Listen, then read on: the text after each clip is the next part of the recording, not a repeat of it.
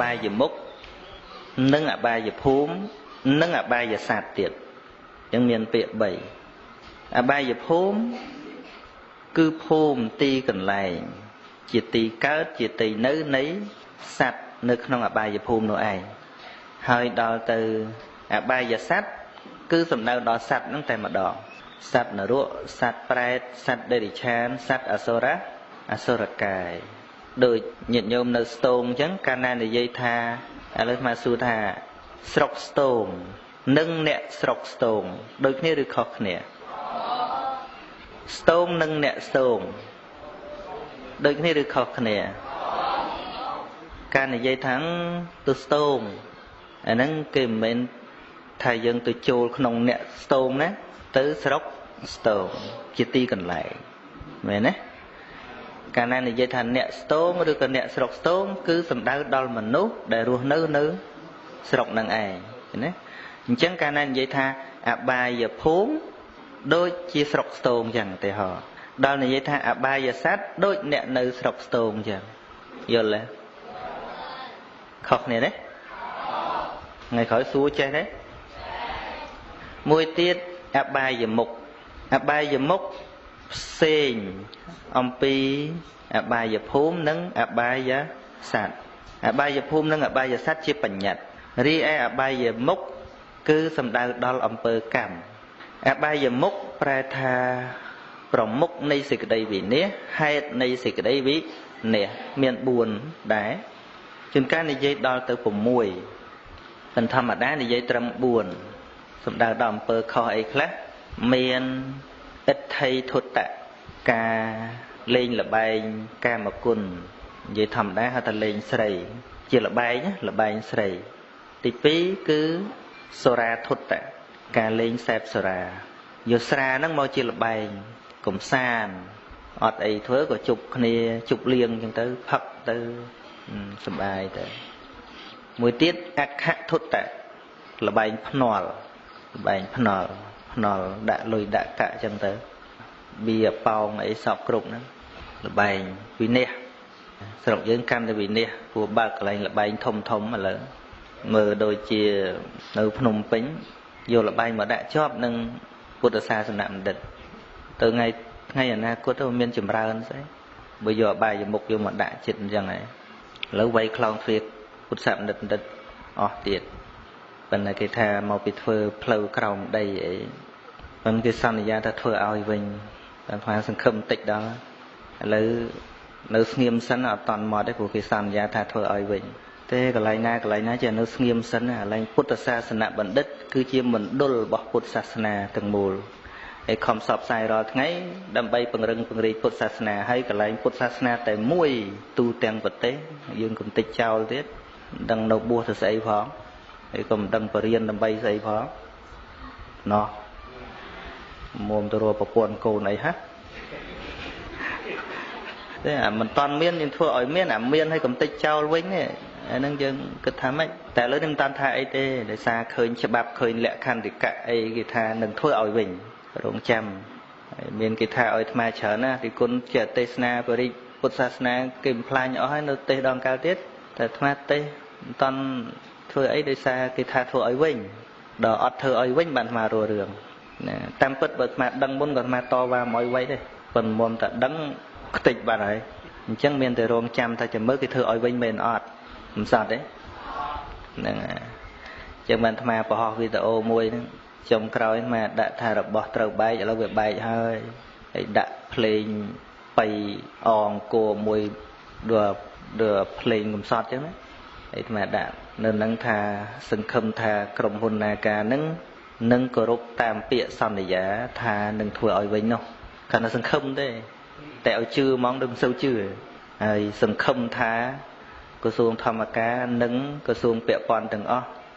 ធ្វើយ៉ាងណាឲ្យកិច្ចសន្យានឹងមានប្រសិទ្ធភាពគាត់តែសង្ឃឹមទេសង្ឃឹមថាមិនធ្វើឲ្យអាត្មាអស់សង្ឃឹមក៏ដូចជាមិនធ្វើឲ្យប្រជាជនទូទាំងប្រទេសអស់សង្ឃឹមហើយបើកន្លែងហ្នឹងមិនធ្វើឲ្យវិញទេរស់ជឿអីទៀតលែងបានណា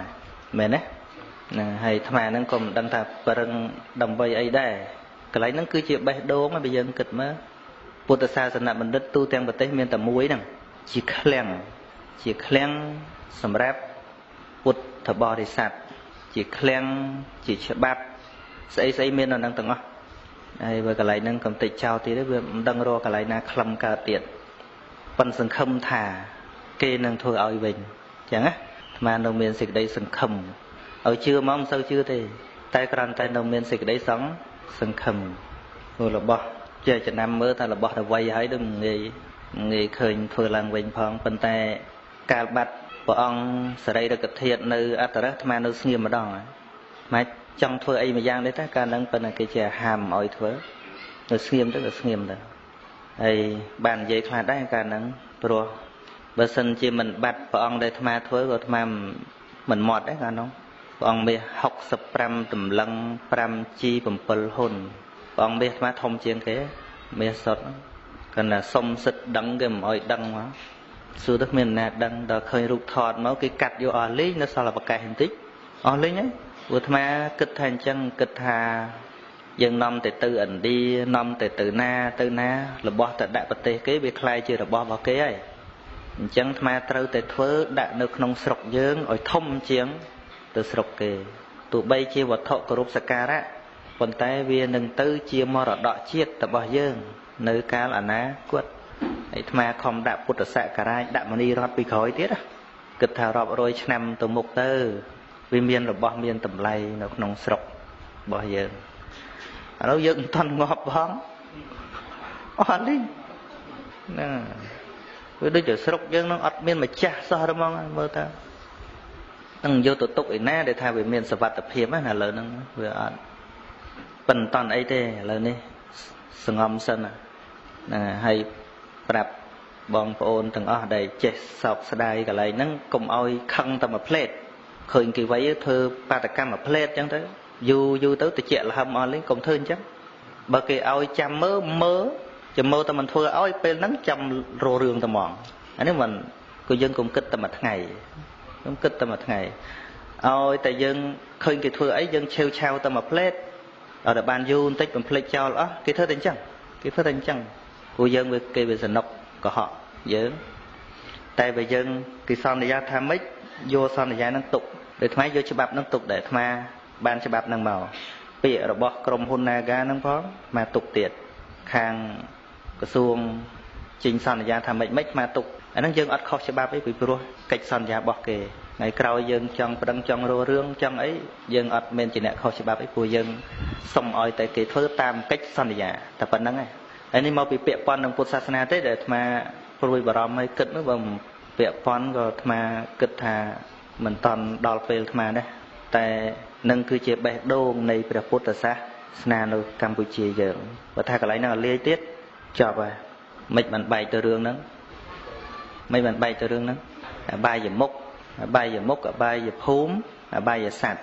អបាយភូមិគឺជាទីកន្លែងនៅរបស់សត្វអបាយសត្វគឺជាសត្វនៅក្នុងអបាយភូមិអបាយមុខគឺជាហេតុនៃសេចក្តីវិ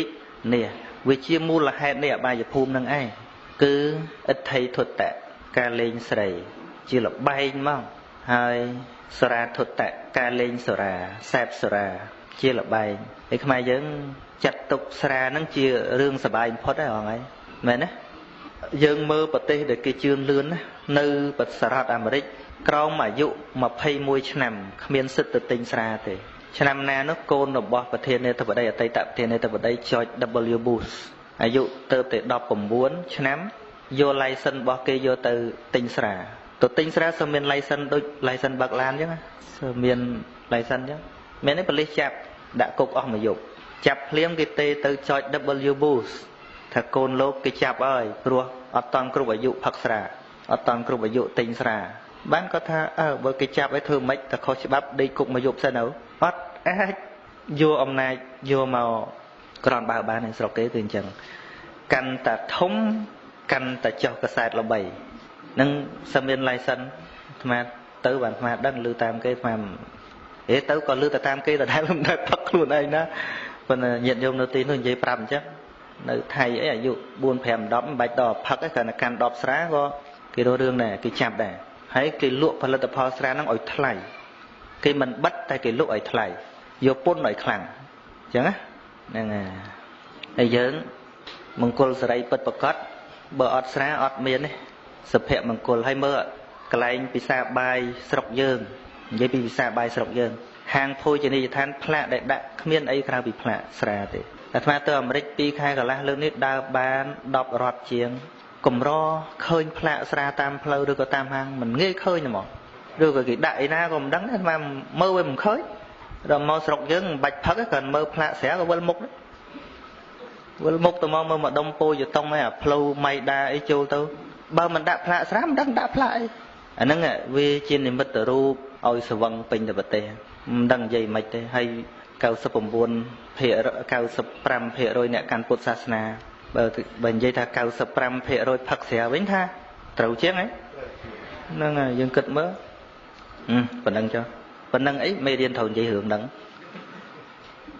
អបាយមុខអាត្មាកំពុងតែនិយាយអបាយមុខហើយបើថាតាមផ្លូវម៉ៃដាវិញងាប់អង្គុយដង្ហែគ្នាស្លៀកលឹងកប់ពពកហ្នឹងអាត្មាមិនបន្ទោសទេនិយាយចឹងសុំទោសទេមិនមែនទៅមើងងាយអ្នកទាំងអស់គ្នាហ្នឹងទេកត្តាជីវភាពជាងការជាមុខរបរអីចឹងអាត្មាមិនជាថាអីទេប៉ុន្តែគាត់ថាវាដូចជាមិនទេមិនមែនអាត្មាចំណែនគេមិនបានទៅហើយមកលមូលពោះទេមិនមែនអញ្ចឹងទេបើគាត់ថាដូចបង្ហាញពេកណាមែនទេមកជួរហ្នឹងអាផ្លូវចូលម៉ៃដាហ្នឹងអង្គុយដង្ហែសើភ្លើងពណ៌អស្ចារ្យទេអស្ចារ្យអត់ហ្នឹងហើយពេញមកលបែងហ្នឹងលេងតាំងពីលើដល់ក្រោមហើយលបែងហ្នឹងហើយគឺជាបបហេតុឲ្យកើតចោលប្លន់ឲ្យកើតចោលលួចរស់ស៊ីខាតមិនមែនដូចចាញ់លបែងចាញ់លបែងចាញ់ឲ្យអស់ហលិញចុងក្រោយអស់ទាំងជីវិតទៀតចប់ហើយមួយទៀតបាបប្រមិតហ្នឹងក៏ជាអបាយមុខការសែបគប់មិត្តអាក្រក់យល់ទេនឹងអា4ហ្នឹងឯងជាអបាយមុខវាជាបបហេតុនៃអបាយភូមិហ្នឹងឯងអបាយភូមិគ្មានអីគួរឲ្យខ្លាចទេអបាយភូមិអត់មានកើតបោពីអីទេអបាយភូមិវាកើតពីអបាយមុខហ្នឹងឯងយល់អត់ហ្នឹង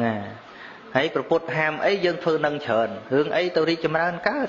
រឿងអីទៅសុខសន្តិភាពកើតបើអបាយមុខវាពេញទៅប្រទេសចឹងនោះឥឡូវយល់ពាក្យទាំង3ហ្នឹងអបាយភូមិអបាយស័ព្ទអបាយមុខនឹងចឹងចុះបន្តមកសរសេរ